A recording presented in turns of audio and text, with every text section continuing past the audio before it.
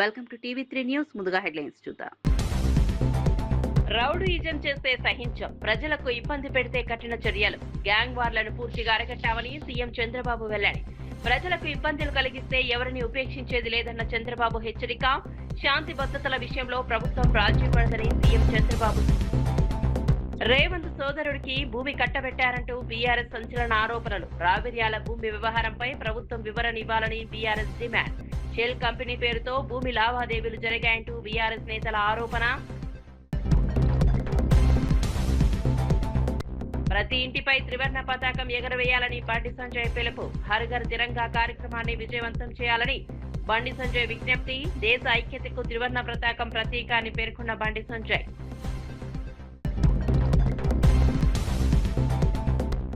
బద్వేల్లో డీఎస్సీపై YCP భారీ rally. పోలీసులతో తీవ్ర ఉద్రిక్తత. డీఎస్సీ నియామకాలపై సీబీఐ విచారణ జరపాలని వైసీపీ నేతల డిమాండ్. డీఎస్సీ వివాదంపై మంత్రి నారా లోకేష్ రాజీనామా చేయాలని డిమాండ్. ఆంధ్రప్రదేశ్లో గ్యాంగ్ వార్లు, రౌడీయిజాన్ని పూర్తిగా అరికట్టామని ముఖ్యమంత్రి చంద్రబాబు నాయుడు తెలిపారు. ముఖ్యంగా రాయలసీమ ప్రాంతంలో గతంలో ఉన్న గ్యాంగ్ రాజకీయాలకు అడ్డుకట్ట వేశామని చెప్పారు. రోడ్లపైకి వచ్చి ప్రజలకు ఇబ్బందులు కలిగించే చర్యలను ప్రభుత్వం సహించదని స్పష్టం చేశారు. తాను రౌడీయిజానికి పాల్పడే వ్యక్తిని కాదని, అయితే రౌడీ మూకలకు మాత్రం పీడకలగా ఉంటారని చంద్రబాబు వ్యాఖ్యానించారు. ప్రజలకు ఇబ్బంది కలిగించే వారిపై ఎలాంటి మినహాయింపులు లేకుండా కఠిన చర్యలు తీసుకుంటామని హెచ్చరించారు. శాంతి భద్రతల విషయంలో ప్రభుత్వం రాజీ పడదని స్పష్టం చేశారు. మరోవైపు గత ప్రభుత్వ హయాంలో నిర్మించిన ప్రాజెక్టులకు కూడా మాజీ సీఎం జగన్ రెడ్డి క్రెడిట్ తీసుకునే ప్రయత్నం చేస్తున్నారని చంద్రబాబు విమర్శించారు. తన ప్రభుత్వ హయాంలో నిర్మించిన మౌలిక వసతులను గత ప్రభుత్వం తమవిగా చెప్పుకుంటోందని ఆరోపించారు. ప్రతిపక్ష పార్టీని ఉద్దేశించి ఆ పార్టీకి అభివృద్ధి కంటే విధ్వంసమే ముఖ్యమని విమర్శించారు. గొడ్డలి పార్టీ అంటూ ప్రతిపక్షంపై ఘాటు వ్యాఖ్యలు చేశారు. రాష్ట్రంలో అభివృద్ధి కొనసాగాలంటే శాంతి భద్రతలు కీలకమని అన్నారు. ప్రజల భద్రతకు ప్రభుత్వం అత్యంత ప్రాధాన్యమిస్తోందని తెలిపారు. 30,000 ఇస్తే మనం 4,000 కాడికి 48,000 రూపాయలు ఇస్తున్నాము. 18,000 రూపాయలు ఆ ప్రభుత్వం కంటే సంవత్సరానికి ఎక్కువ ఇస్తున్నామని చెప్పేసి మనం చేస్తాను నేను. అదేవిధంగా ఆ గొడ్డల పార్టీ మాట తప్పి మడమ తిప్పి అందరికీ అమ్మ ఒడిస్తానన్న ఆ పార్టీ ఆఖరికి చేతులు ఎత్తేసి కేవలం ఒక పిల్లవారికి మాత్రమే ఇచ్చారు. ఆ పథకం కింద మనం మరో 13,000 రూపాయలు అదనంగా ఇస్తున్నామని చెప్పేసి మనం చేస్తాను. ఈ విధంగా 37,000 రూపాయలు మరి గత ప్రభుత్వం కంటే సంవత్సరానికి మనం ప్రతి పేదవాళ్ళకి కూడా ఇస్తున్న విషయాన్ని మనందరం కూడా గుర్తించాలని చెప్పేసి మనం చేస్తాను. అంతేకాదు మరి గత 151 సీట్లతో వైఎస్ఆర్సీపీకి అధికారం ఇస్తే ఏం చేశారో ఒకసారి జ్ఞాపకం చేసుకోమని చెప్పేసి మనం చేస్తాను. ఈ ఆంధ్రప్రదేశ్కి ప్రాణాధారమైన పోలవరం ప్రాజెక్ట్ ని పూర్తిగా నాశనం చేసేసారని చెప్పేసి మీ అందరికీ శవనంగా మనం చేస్తాను. అంతేకాదు మన పిల్లలకి భవిష్యత్తుకి మన పిల్లలకి ఉద్యోగాలు ఇచ్చే పెద్ద ఫ్యాక్టరీలన్నింటినీ కూడా బెదిరించి వారి కమిషన్లకి భయపడి ఈ రాష్ట్రాన్ని నుంచి పారిపోతే మన చంద్రబాబు నాయుడు గారు తల్లికి వందనం ఇస్తే నా బాధ్యత అయిపోలేదు. తల్లికి వందనం ద్వారా చదువుకున్న ప్రతి పిల్లవాడికి 20 లక్షల ఉద్యోగాలు ఈ 5 సంవత్సరాల్లో కల్పించాలనే ఉద్దేశంతో ఈ రాష్ట్రానికి గూగుల్ కానివ్వండి, ఆర్సిలర్ మిట్టల్ కానివ్వండి, కడప స్టీల్ ప్లాంట్ కానివ్వండి, ఇటువంటి అనేక 10.5 లక్షల కోట్ల పెట్టుబడులు తీసుకొచ్చి ఈ రాష్ట్రాన్ని అభివృద్ధి చేస్తారని చెప్పేసి మనం చేస్తాను. కానీ గత ప్రభుత్వం ఈరోజు ఒక బాధ్యత కలిగిన ప్రతిపక్షంగా వ్యవహరించాల్సిన గొడ్డల పార్టీ ఈరోజు రాష్ట్రంలో రౌడీయిజాన్ని, గంజాయి బ్యాచ్ల్ని మరి ఎంకరేజ్ చేసి ఈ రాష్ట్రంలో కులాల మధ్య, మతాల మధ్య తగాదాలు పెట్టి ఒక విధ్వంసపూరితమైన వాతావరణాన్ని తీసుకొస్తారని చెప్పేసి మీ అందరికీ మనవి చేస్తాను. ఈరోజు గొడ్డల పార్టీ ఒకటి ఆలోచన చేస్తుంది, ఎవరిని చంపినా కేసులు ఉండకూడదు, ఎవరిని కిడ్నాప్ చేసినా కేసులు ఉండకూడదు, ఏం చేసినా కేసులు ఉండకూడదు అంటున్నారు. ఒకవేళ చట్ట ప్రకారం మొన్న చూసాం మన పలాసలో ఒక పేద గొర్రెల కాపరిని చంపేస్తే మరణానికి కారణమైన ఆ పార్టీ నాయకుడిని సాక్ష్యాలు తారుమారు చేస్తే వారి మీద చట్టపరమైన చర్యలు తీసుకుంటే వారు జగన్మోహన్ రెడ్డి గారు ర్యాలీ పెట్టుకుని వెళ్ళి వారికి సపోర్ట్ చేస్తారు. సపోర్ట్ చేసి 18 సంవత్సరాలే కదా ఆ బిడ్డోడికి మరి ఏం చేయొద్దని చెప్పేసి చెప్తారు. కానీ పేదవాడికి 44 సంవత్సరాలు వచ్చింది. తెలంగాణలో సైబర్ మోసాలు భారీగా పెరుగుతున్నాయని డీజీపీ ఆందోళన వ్యక్తం చేశారు. గత ఏడాది కాలంలో రాష్ట్ర వ్యాప్తంగా సైబర్ మోసగాళ్లు ఏకంగా 1,700 కోట్ల రూపాయలు కొల్లగొట్టినట్లు తెలిపారు.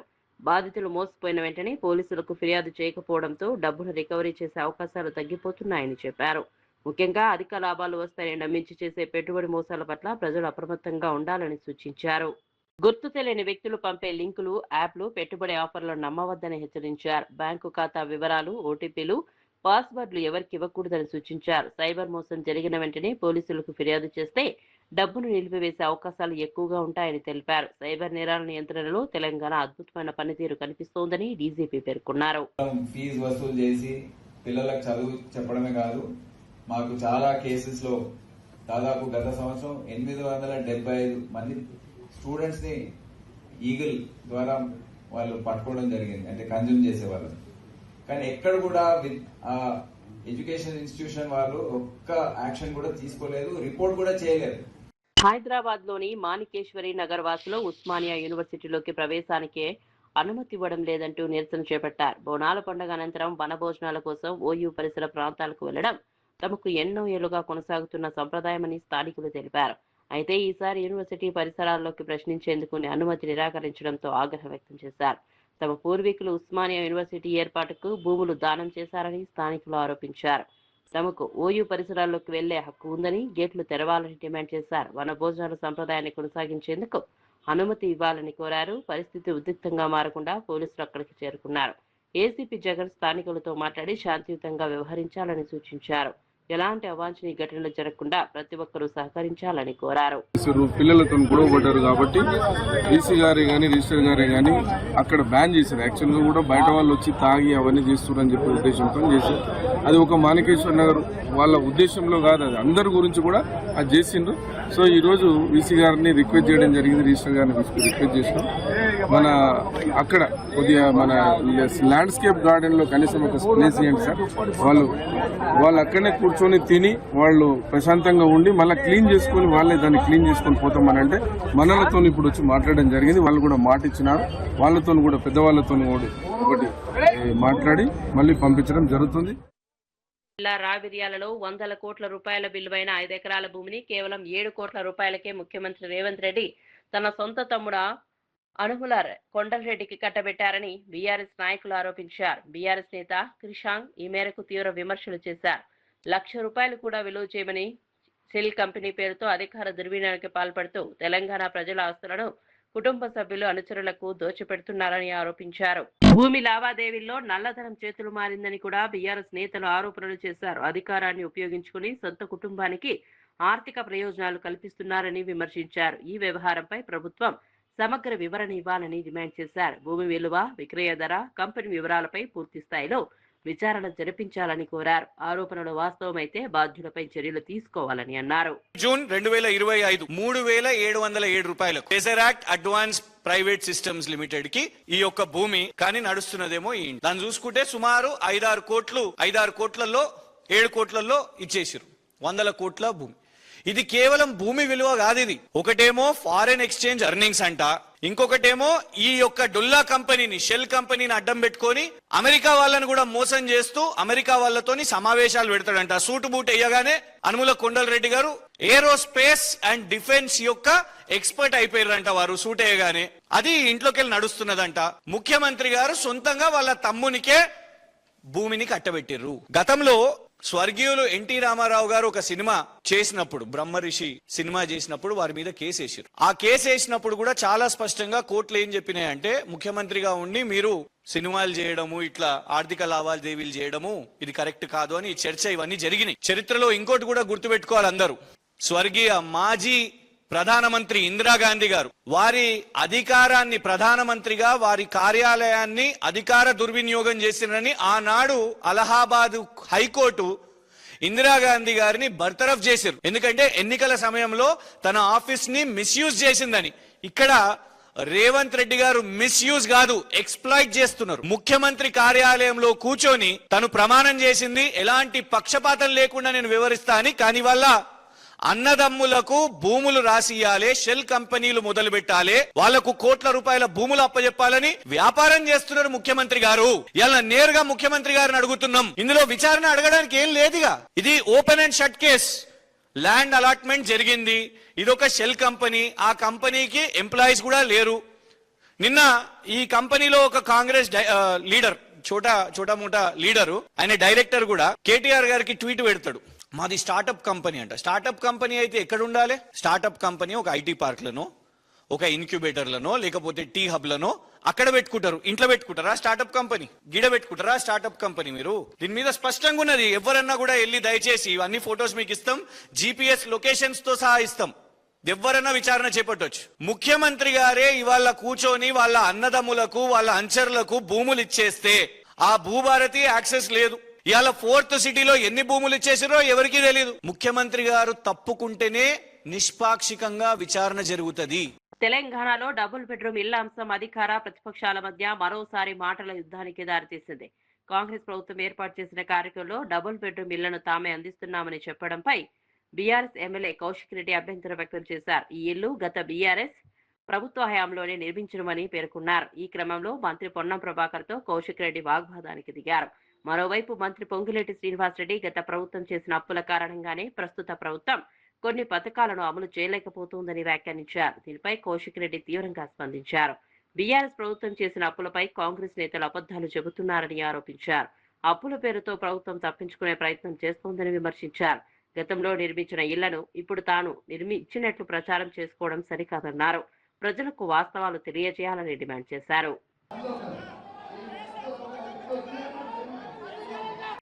ఈ ప్రభుత్వం చెప్పిన ఇంకా కొన్ని కార్యక్రమాలు చేయాల్సింది ఉంది. రాష్ట్ర ఆర్థిక పరిస్థితిని ఆనాటి ప్రభుత్వం కొల్లగొట్టిన కారణంగా అనుకున్నది ఇంకా పూర్తిగా ఇవ్వలేదు. తప్పకుండా ఇచ్చి తీర్చామని కూడా ఈ వేదిక ద్వారా మీ అందరికీ తెలియజేస్తూ మరొక్కసారి ఇది ప్రజల ప్రభుత్వం.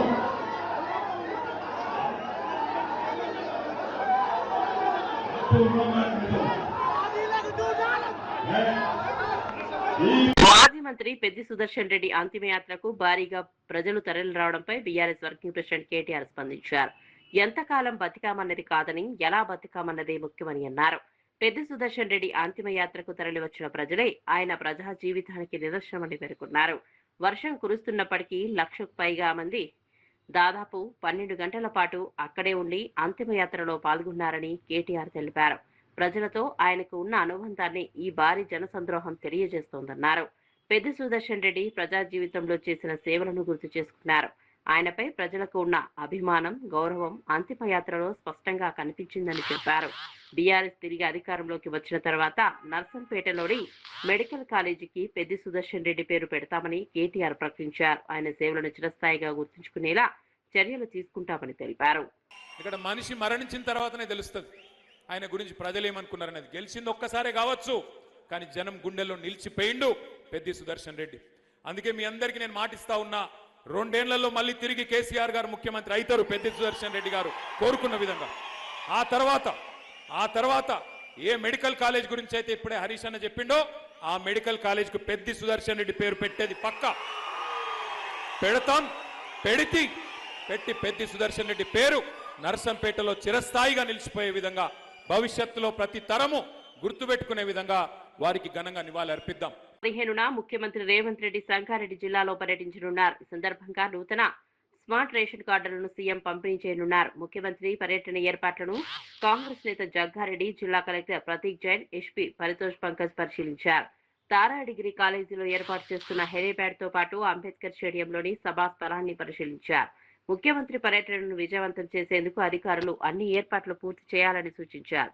అంబేద్కర్ స్టేడియంలో భారీ బహిరంగ సభ నిర్వహించేందుకు ఏర్పాట్లు చేస్తున్నట్లు జగ్గారెడ్డి తెలిపారు. సుమారు 50,000 మందితో సభ నిర్వహించేలా ప్రణాళిక రూపొందిస్తున్నామని చెప్పారు. గత బీఆర్ఎస్ ప్రభుత్వ హయాంలో 10 ఏళ్లలో అరకొరగా మాత్రమే రేషన్ కార్డులు ఇచ్చారని జగ్గారెడ్డి విమర్శించారు. కాంగ్రెస్ ప్రభుత్వం ప్రజలకు పెద్ద సంఖ్యలో స్మార్ట్ రేషన్ కార్డులు అందించేందుకు చర్యలు తీసుకుంటోందన్నారు. రాష్ట్ర వ్యాప్తంగా 1,05,00,000 మందికి స్మార్ట్ రేషన్ కార్డులు ఇవ్వబోతున్నామని తెలిపారు.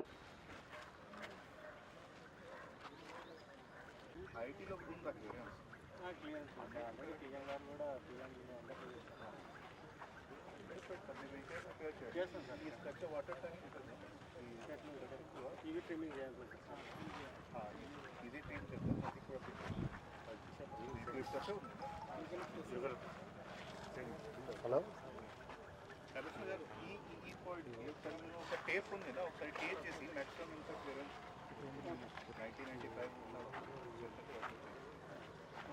ఇది ఇక్కడ ప్లాస్ ఏం చేస్తున్నాం ఏంటది ఈ ఏరియాలో గట్టిగా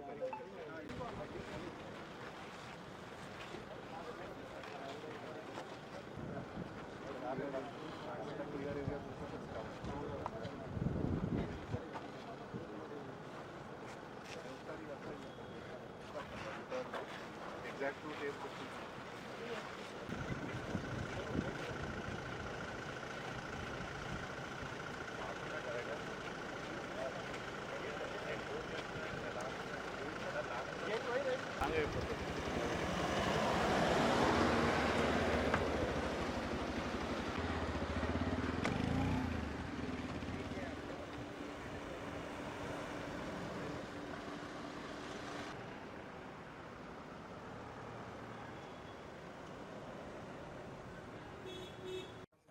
PCC president and minister Uttam Reddy గారు, దామోదర్ గారు, మా జిల్లా పరంగా సరే, శాఖ పరంగా ఉత్తమ్ రెడ్డి గారు, సీఎం గారి వారు చేసే ఈ యొక్క అంటే రాహుల్ గాంధీ గారు చెప్పిన మాట, ప్రియాంక గాంధీ గారు ఇచ్చిన మాట, రాహుల్ గారు వాగ్దానం ఇచ్చిన మాట తెలంగాణ ప్రజలకు, ఏఐసిసి అధ్యక్షుడు ఖార్గే గారు కూడా వారు ఇదంతా అంటే వాస్తవాన్ని కూడా ఇది కాంగ్రెస్ పార్టీ ఎంటైర్ తెలంగాణలో కాంగ్రెస్ పార్టీ నాయకులు కానీ కార్యకర్తలు కానీ ఇది హర్షించదగ్గ విషయం ఇదంతా. ఎందుకంటే దాదాపు 10 సంవత్సరాల తర్వాత గత ప్రభుత్వంలో ఈ తెల్ల రేషన్ కార్డుల పంపిణీ సరిగ్గా జరగలేకపోయింది. కానీ ఎట్ ఎ టైం 1,05,00,000 మందికి లాంచింగ్ కార్యక్రమం సంగారెడ్డి అంబేద్కర్ స్టేడియంలో రేవంత్ రెడ్డి గారు ముఖ్యమంత్రిగా అండ్ ఉత్తమ్ రెడ్డి గారు సివిల్ సప్లై మినిస్టర్గా ఇక్కడ లాంచింగ్ చేయడం అనేది విశేషం. అందుకే మేము కూడా ముఖ్యమంత్రి గారు పెద్ద ఎత్తున స్వాగతం పలుకుతాం. పార్టీ పరంగా గవర్నమెంట్ పరంగా వాళ్ళ అధికారులు చూసుకున్నప్పటికీ కాంగ్రెస్ పార్టీ పరంగా కూడా మేము కూడా చాలా పెద్ద ఎత్తున వారికి అంటే టైం కూడా షార్ట్ ఉంది. అంటే మళ్ళీ ముఖ్యమంత్రి గారు ఉత్తమ్ రెడ్డి గారు చెప్పారు మాకు ఇచ్చినది 2 గంటలే. ఈ 2 గంటలలో వారు దిగిన హెలికాప్టర్ దిగి మళ్ళీ అటు ఇటు ఒక గంటన్నర టైమే ఉంటుంది. ఈ గంటన్నరలో మరి సభ సక్సెస్ఫుల్గా చేసి పంపాలి. కాబట్టి అలాంటి సంబంధించి పార్టీ పరంగా మేము తీసుకోవాల్సిన జాగ్రత్తలు, మేము చేయాల్సిన ఆర్భాటాలు, మేము చేయాల్సిన మొబిలైజేషన్ పార్టీ పరంగా సంగారెడ్డి మట్టుకి అది నేను చూడడం జరుగుతుంది. మొత్తం మీద 1,05,00,000 మంది తెలంగాణ ప్రజలకు తెల్ల రేషన్ కార్డు ఇవ్వడం అనేది చాలా గొప్ప విశేషం, నిర్ణయము. కాంగ్రెస్ పార్టీ కమిట్మెంట్ అట్లుంటుంది. ఒక మాట చెప్తే ఆ మాట ప్రకారం కమిట్మెంట్ అట్లుంటుంది. కాబట్టి ఆ కమిట్మెంట్లో ఈరోజు గొప్ప నిర్ణయము ఇటు రేవంత్ రెడ్డి గారు అటు ఉత్తమ్ రెడ్డి గారు తీసుకున్న నిర్ణయం హర్షించదగ్గ విషయం. కాబట్టి ఇది ఈ యొక్క ముఖ్యమంత్రి గారి పర్యటన సక్సెస్ఫుల్గా దిగ్విజయంగా సంగారెడ్డి నియోజకవర్గం పరంగా సక్సెస్ఫుల్గా చేయడం జరుగుతుందనే విషయాన్ని మీడియా పరంగా తెలియజేస్తున్నాం. ఇంకా మేమైతే సీఎం గారి ద్వారా ఇంకా ఎలాంటి కార్యక్రమాలు మేము అనుకోలేదు. ఎందుకు అనుకోలేదంటే మనకి ఇచ్చింది ఇదేమో స్టేట్ ప్రోగ్రామ్, లాంచింగ్ ప్రోగ్రామ్. ఇది సంగారెడ్డి నియోజకవర్గానికి వచ్చే కార్యక్రమం కాదు. ఇది రాష్ట్ర కార్యక్రమం, రాష్ట్ర ప్రజల కార్యక్రమం. ఇది తెలంగాణ రాష్ట్ర ప్రజల కార్యక్రమం. ఇది రాష్ట్రంలో 1,05,00,000 మందికి తెల్ల రేషన్ కార్డులు ఇచ్చే ఒక లాంచింగ్ కార్యక్రమం. అది సంగారెడ్డిలో ముఖ్యమంత్రి రేవంత్ రెడ్డి గారు, ఉత్తమ్ రెడ్డి గారు చేస్తున్నారు. ఇది నియోజకవర్గానికి సంబంధించిన నియోజకవర్గానికి సంబంధించిన పర్యటన ముఖ్యమంత్రి కాదు. కాబట్టి అలాంటి ప్రస్తుతానికి ఏముండయి. ప్రస్తుతానికి ఓన్లీ తెల్ల రేషన్ కార్డులు 1,05,000 మందికి లాంచింగ్ సీఎం రేవంత్ రెడ్డి గారు అండ్ ఉత్తమ్ రెడ్డి గారు ఈ ఏర్పాట్లు చూస్తాం. మా జిల్లా మినిస్టర్ దామోదర్ గారు, ఈ వీక్ మినిస్టర్ గారు. Okay, thank you. SC corporation కు సంబంధించిన పెండింగ్ నిధులను రాష్ట్ర ప్రభుత్వం వెంటనే విడుదల చేయాలని ఎంఆర్పీఎస్ రాష్ట్ర అధికార ప్రతినిధి కోట సుబ్బుమాదిగ డిమాండ్ చేశారు. నర్సారావుపేటలో నిర్వహించిన కార్యక్రమంలో ఆయన మాట్లాడారు. ఎస్సీ కార్పొరేషన్ ద్వారా మంజూరైన స్వయం ఉపాధి, ఆర్థిక సహాయం, రుణ సబ్సిడీ పథకాల నిధులు విడుదల కాకపోవడంతో అనేక మంది ఎస్సీ యువత, పేద కుటుంబాలు ఇబ్బందులు పడుతున్నారని తెలిపారు. బ్యాంకు రుణాలు, స్వయం ఉపాధి అవకాశాలు పెంపు పొందేందుకు అర్హులైన లబ్ధిదారులు ప్రభుత్వ సహాయం కోసం ఎదురు చూస్తున్నారని చెప్పారు. ఎస్సీ కార్పొరేషన్ కు తగిన బడ్జెట్ నిధులు వెంటనే విడుదల చేయాలని డిమాండ్ చేశారు. పెండింగ్ లో ఉన్న సబ్సిడీలు, ఆర్థిక సహాయాన్ని తక్షణమే మంజూరు చేయాలని కోరారు. ఎస్సీ యువత కోసం కొత్త స్వయం ఉపాధి పథకాలను ప్రారంభించాలని సూచించారు. పథకాల అమలులో పూర్తి పారదర్శకత పాటించాలని అన్నారు. ప్రతి నియోజకవర్గంలో అర్హులైన లబ్ధిదారులకు పథకాలపై అవగాహన కల్పించి దరఖాస్తులు స్వీకరించాలని కోరారు. రెడ్డి గారు ఎస్సీ కార్పొరేషన్ నిర్వీర్యం చేసిండు. కొన్ని దళిత వర్గాలకు సంబంధించినటువంటి పథకాలు నిర్వీర్యం చేసి ట్రాన్స్పరెంట్గా అన్ని వర్గాలకు వేస్తున్నానని చెప్తున్నటువంటి గత ప్రభుత్వం, మరి అదే పందాలో మరి ఈ ప్రభుత్వం నడుస్తుందని నేను అడుగుతా ఉన్నా. ఈ కూటమి ప్రభుత్వం అధికారంలోకి వస్తే యువనేత నారా లోకేష్ గారు ఒక మాట అన్నారు.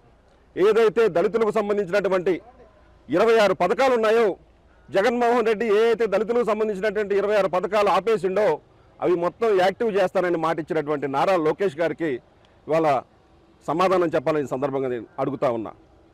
ముఖ్యంగా దళిత వర్గాలకు సంబంధించినటువంటి సప్లాను ఇవాళ ఏమైపోయిందో నేను అడుగుతా ఉన్నా. మరి భూమి కొనుగోలు పథకం కింద ఇవాళ ప్రభుత్వ భూమి ఏదైతే పేద వర్గాలకు ఇవ్వాల్సినటువంటి భూమిని మరి ఇవాళ ఎవరు ఆధీనంలో ఉన్నదని ఈ సందర్భంగా నేను అడుగుతా ఉన్నా.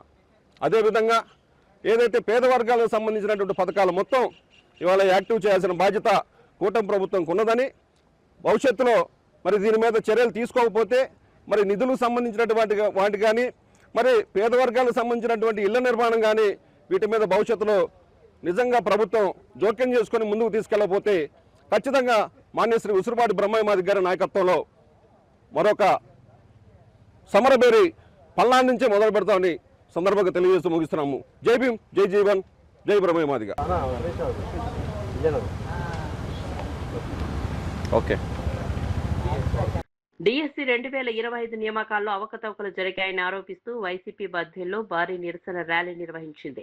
నియామకాలపై సిబిఐ విచారణ జరిపించాలని, విద్యాశాఖ మంత్రి నారా లోకేష్ రాజీనామా చేయాలని వైసీపీ నేతలు డిమాండ్ చేశారు. వైసీపీ అధ్యక్షుడు, మాజీ ముఖ్యమంత్రి వైఎస్ జగన్మోహన్ రెడ్డి పిలుపు మేరకు యువనేత దేవసాని ఆదిత్యారెడ్డి ఆధ్వర్యంలో ఈ ర్యాలీ జరిగింది.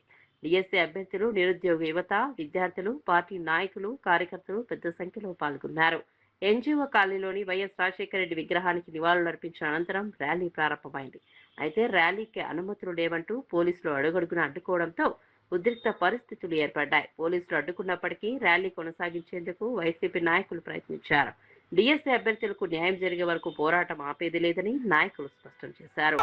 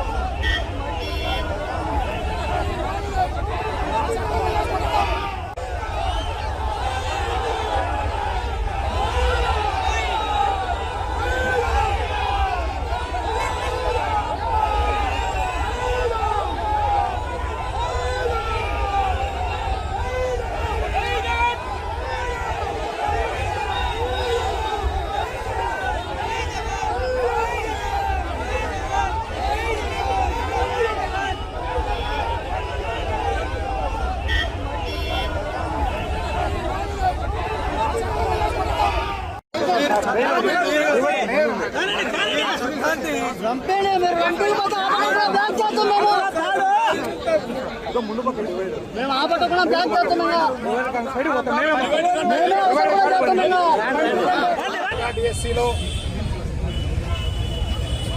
జరిగిన అవకతవకలు, జరిగిన అన్యాయాన్ని ప్రజల దృష్టికి, ప్రభుత్వ దృష్టికి తీసుకొస్తామన్న సదుద్దేశంతో వైఎస్ఆర్ కాంగ్రెస్ పార్టీ రాష్ట్ర వ్యాప్తంగా ఇచ్చిన పిలుపు మేరకు ఈరోజు బద్వేల్లో విద్యార్థి నాయకుడు శ్రీ ఆదిత్య రెడ్డి గారి ఆధ్వర్యంలో నాతో పాటు పాల్గొన్న మా ఎమ్మెల్యే గారు శ్రీ గోవింద్ రెడ్డి గారు, ఎమ్మెల్సీ గారు గోవింద్ రెడ్డి గారు, ఎమ్మెల్యే గారు సుధమ్మ గారు, అలాగే పాల్గొన్న వివిధ పార్టీకి సంబంధించిన జిల్లా నాయకులు, అలాగే మండల నాయకులు, గ్రామ నాయకులు అందరికీ కూడా పేరు పేరున అభినందనలు తెలియజేసుకుంటున్నా.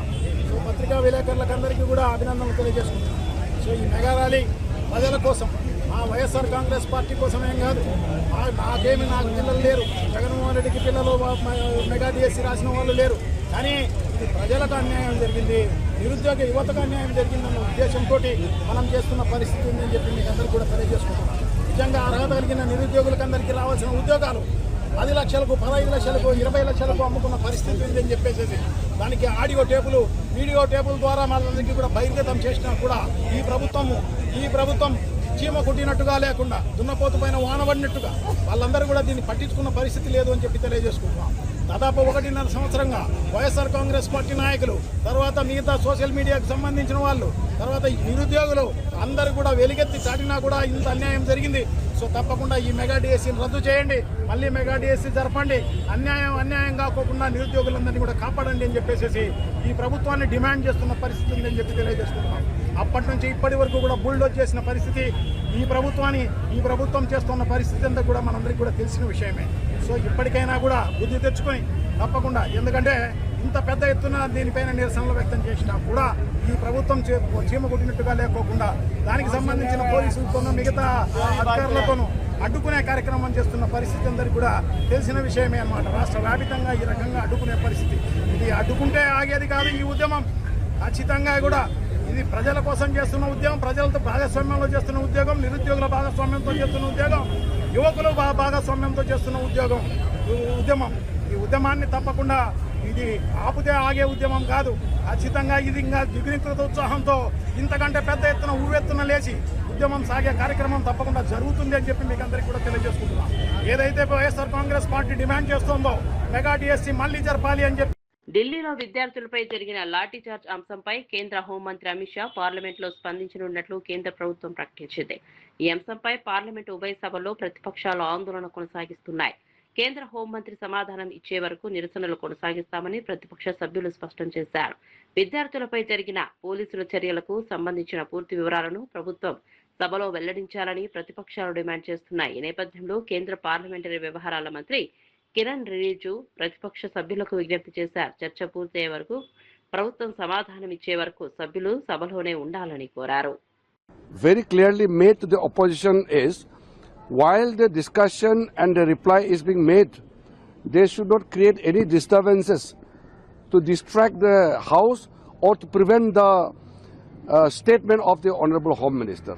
They must listen to the reply of the Home Minister and the government. Once discussion begins, we must have threadbare discussion. హర్ఘర్ తిరంగా కార్యక్రమాన్ని ఘనంగా విజయవంతం చేయాలని కేంద్ర హోంశాఖ సహాయ మంత్రి బండి సంజయ్ కుమార్ ప్రజలకు పిలుపునిచ్చారు. ప్రతి భారతీయుడు తన ఇంటిపై జాతీయ జెండాను ఎగురవేయాలని కోరారు. కులం, మతం, ప్రాంతం అనే తేడాలు లేకుండా ప్రతి ఒక్కరూ త్రివర్ణ పతాకాన్ని గౌరవంగా ప్రదర్శించాలని సూచించారు. ఆగస్టు 14న హర్ఘర్ తిరంగా యాత్రలో పాల్గొనాలని ప్రధాని నరేంద్ర మోదీ ఇచ్చిన పిలుపును ప్రజలు పెద్ద ఎత్తున స్వీకరించాలని అన్నారు. తెలంగాణ బీజేపీ రాష్ట్ర అధ్యక్షుడు రామచంద్రరావు కూడా ప్రజలు కార్యక్రమంలో భాగస్వామ్యం కావాలని కోరారు. అందరూ కూడా జరుపుకోవాలి. రానున్న 15 ఆగస్టు మనకు స్వాతంత్రం వచ్చినటువంటి సందర్భంగా ఇది ప్రతి ఒక్కరు కూడా వారు స్వచ్ఛందంగా వారి ఇంటి మీద ఈరోజు జరిపి 14వ తారీఖు నాడు ట్యాంక్ బండ్ వద్ద చాలా పెద్ద ఎత్తున తిరంగా యాత్ర జరుగుతుంది. పార్టీలకు అతీతంగా, సిద్ధాంతాలకు అతీతంగా భారతదేశం కోసము వికసిత భారత్ కావాలనేటటువంటి ఆలోచనతో అందరం కూడా భారతదేశ యొక్క ఏదైతే శక్తిని ఏతుందో, భారతదేశ యొక్క ఐక్యతను ఏతుందో మనం ప్రపంచానికి తెలియజేయడానికి ఈ తిరంగ యాత్రలో పాల్గొనాలని చెప్పేసి కూడా నేను హైదరాబాద్ ప్రజలను కోరుతా ఉన్నాను.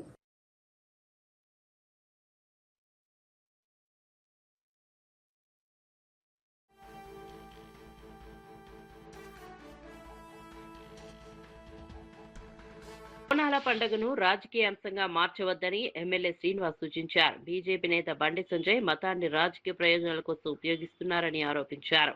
తెలంగాణ ప్రభుత్వం బోనాల పండుగను ఘనంగా నిర్వహించేందుకు భారీగా నిధులు కేటాయించిందని తెలిపారు. రాష్ట్ర సంస్కృతి సంప్రదాయాలకు ప్రత్యేకగా నిలిచే బోనాల పండుగను అందరూ భక్తి శ్రద్ధలతో జరుపుకోవాలని అన్నారు. పండుగ సందర్భంగా ప్రభుత్వం ఆలయాల వద్ద అవసరమైన ఏర్పాట్లు చేస్తోందని చెప్పారు. భక్తులకు ఎలాంటి ఇబ్బందులు కలగకుండా అధికారులు చర్యలు తీసుకుంటున్నారని తెలిపారు.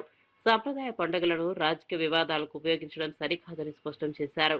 ఎన్నికల ప్రయోజనాల కోసం సమాజంలోని వివిధ వర్గాల మధ్య విభేదాలు సృష్టించడం కాంగ్రెస్ పార్టీ విధానం కాదని అన్నారు. ప్రజలను విభజించే రాజకీయాలకు దూరంగా ఉండాలని అన్ని పార్టీల నాయకులకు సూచించారు. కార్యక్రమం చేస్తుంటే అభినందించాల్సింది పోయి ఈరోజు బోనాల పండుగను కూడా అడ్డు పెట్టుకుని మత రాజకీయం చేయడం శోచనీయమైన మాట సందర్భంగా చెప్తూ, నిజంగా మీకు చేతనైతే తెండి కేంద్ర ప్రభుత్వం ద్వారా నిధులు, గుళ్ళు గోపురాలకు సంబంధించినటువంటి అభివృద్ధి కార్యక్రమంలో నిధులు తీసుకుని వచ్చి పాల్గొనాలి. బోనాల పండుగ అడ్డు పెట్టుకుని కూడా రాజకీయం చేసేటువంటి సంస్కృతి ఏమాత్రం మంచిది కాదని అడుగుతుంది.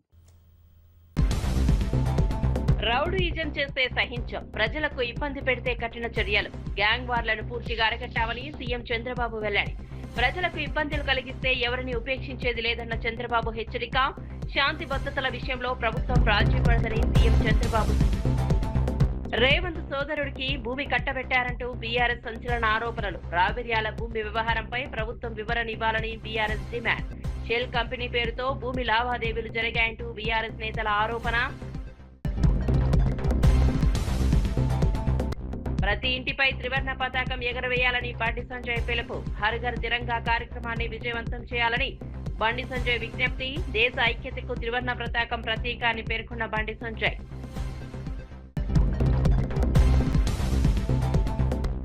బద్వేల్లో డీఎస్సీపై వైసీపీ భారీ ర్యాలీ. పోలీసులతో తీవ్ర ఉద్రిక్తత. డీఎస్సీ నియామకాలపై సీబీఐ విచారణ జరపాలని వైసీపీ నేతల డిమాండ్. డీఎస్సీ వివాదంపై మంత్రి నారా లోకేష్ రాజీనామా చేయాలని డిమాండ్.